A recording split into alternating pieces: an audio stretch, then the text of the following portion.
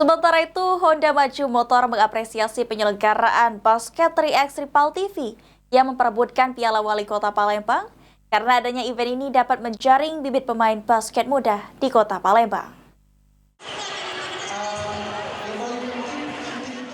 Salah satu perusahaan otomotif di Kota Palembang, Honda Maju Motor, mendukung dan mengapresiasi gelaran basket PAL TV 3x3 yang diselenggarakan oleh PAL TV bekerjasama dengan pemerintah Kota Palembang.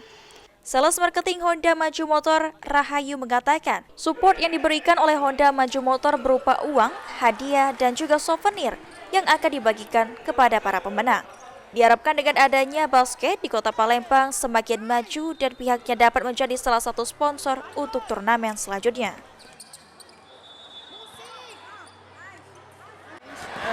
Diadakannya disponsorkannya Honda di PAL TV dengan acara Piala Bergilir Wali Kota ini, kami sebagai bentuk support saya. Harapannya ke depan semoga olahraga basket ini bisa lebih maju lagi, bisa diapresiasikan di tahun depan lagi, dan kami sebagai sponsor Honda bisa bergabung lagi di tahun depan. Ditambahkan Rahayu, selain menjadi sponsor, Honda Maju Motor juga membuka stand dan menawarkan produk kepada para pengunjung yang sedang menonton pertandingan.